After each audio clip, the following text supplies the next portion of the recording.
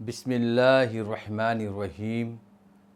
السلام علیکم ورحمۃ اللہ۔ محترم بزرگوں و دوستوں، آج کی گفتگو کا موضوع شریعت اور طریقت سے متعلق ہے، یعنی شریعت کسے کہتے ہیں اور طریقت کسے کہتے ہیں۔ تصوف یا طریقت کو سمجھنے کے لیے شریعت کی حقیقت کو سمجھنا ضروری ہے، کیونکہ بغیر شریعت کی حقیقت کو سمجھے تصوف یا طریقت کی منزل کو طے نہیں کر سکتے۔ اس لیے شریعت کو سمجھنا ضروری ہے۔ تو شریعت کسے کہتے ہیں؟ شریعت دراصل قرآن اور سنت کی روشنی میں کرنے اور نہ کرنے کا وہ نظام ہے جو انفرادی اور اجتماعی زندگی کے عمل کو ملاتا ہے۔ یعنی شریعت ہمیں یہ بتاتی ہے کہ عملی زندگی میں کون سی چیزیں کرنی چاہیے اور کون سی چیزیں نہیں کرنی چاہیے، اور جبکہ اس عمل کو حسن اخلاص اور حسن نیت سے احکام شریعت کو درجہ احسان پر پہنچانے کا نام تصوف یا طریقت ہے۔ بعض علماء کے نزدیک تصوف یا طریقت کے معنی یہ ہیں کہ کسی چیز کو ہر طرح سے یا کسی شے کو ہر طرح سے ظاہری اور باطنی آلودگی سے پاک و صاف کر کے اسے اجالا اور شفاف بنا دینے کا نام تصوف ہے۔ حضرت داتا گنج بخش مخدوم علی حضوری رحمۃ اللہ علیہ فرماتے ہیں تصوف کے متعلق کہ باطن کو مخالفت حق کی قدرت سے پاک و صاف کر کے اسے اجالا اور شفاف بنا دینے کا نام تصوف ہے۔ تو لغوی اعتبار سے تصوف کے جتنے بھی معنی بیان کیے گئے ہیں، سب میں ایک بات مشترک ہے، کامن ہے، اور وہ یہ ہے کہ تصوف یا طریقت اللہ رب العزت سے ایسی بے لوث محبت اور دوستی کا نام ہے، ایسی بے لوث اور دوستی کا نام ہے جو دنیا اور آخرت کی طمع سے پاک ہوتا ہے، جو دنیا اور آخرت کے لالچ سے پاک ہوتا ہے۔ شاعر کہتا ہے کہ سوداگری نہیں یہ عبادت رب کی ہے، سوداگری نہیں یہ عبادت رب کی ہے، اے بے خبر جزا کی تمنا بھی چھوڑ دے۔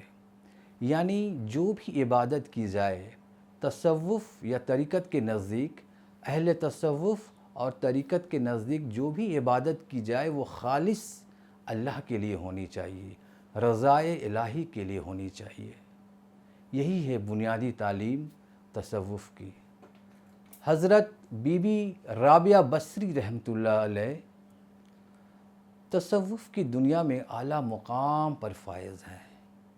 قرب خداوندی کا جو صرف آپ کو نصیب ہوا وہ کسی کو نصیب ہوتا ہے، یعنی قرب خداوندی کا جو صرف آپ کو نصیب ہوا وہ کسی کو میسر ہوتا ہے، جس کا اندازہ آپ اس بات سے لگا سکتے ہیں کہ حضرت علی مرتضیٰ رضی اللہ عنہ کے شاگرد حضرت امام حسن بصری رحمۃ اللہ علیہ آپ فرماتے ہیں آپ کے قول کے مطابق کہ جب بھی آپ کا دل چاہتا اللہ رب العزت کی باتیں سنے، اللہ رب العزت کی راز و نیاز کی باتیں سنے، اللہ رب العزت کی معرفت کی باتیں سنے، تو میں حضرت رابعہ بصری رحمۃ اللہ علیہ کے دربار میں حاضری دیا کرتا۔ چنانچہ ایک رات جب میں ان کے دربار میں حاضری کے لیے گیا تو ساری رات اللہ رب العزت کی باتیں ہوتی رہی، اللہ رب العزت کی راز و نیاز کی باتیں ہوتی رہی، اللہ کی معرفت کی باتیں ہوتی رہی۔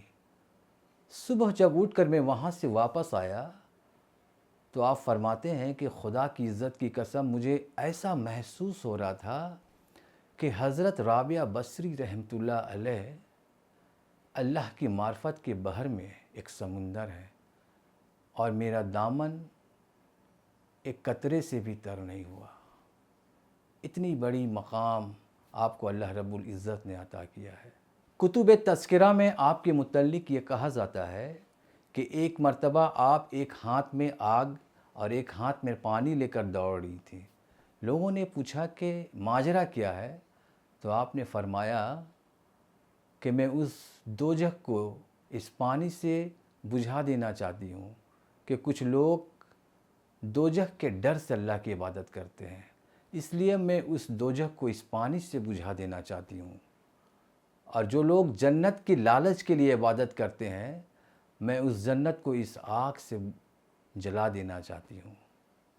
آپ نے کہا کہ عبادت صرف فقط رضائے الہی کے لیے ہونی چاہیے، یعنی جو بھی عبادت ہو وہ صرف اللہ کے لیے ہو، جو بھی عبادت ہو وہ صرف رضائے الہی کے لیے ہو۔ تو میں یہ عرض کر رہا تھا کہ طریقت یا تصوف اور شریعت میں کوئی تضاد نہیں ہے، بلکہ سطح بینی کا نتیجہ ہے۔ اگر با نظر گہرائی سے اس کا مطالعہ کریں تو یہ حقیقت روشن کی طرح عیاں ہو جاتی ہے کہ کمال شریعت کا نام ہی تصوف یا طریقت ہے۔ اللہ اور رسول صلی اللہ علیہ وسلم کے احکام کا اتباع جب تک ظاہری طور پر محدود ہے اسے ہم شریعت کہتے ہیں، لیکن جب اس کے اثرات قلب اور باطن پر نظر آنے لگے، جب اس کے اثرات قلب اور باطن پر نظر آنے لگے تو اسے فیضان تصوف سے تعبیر کرتے ہیں۔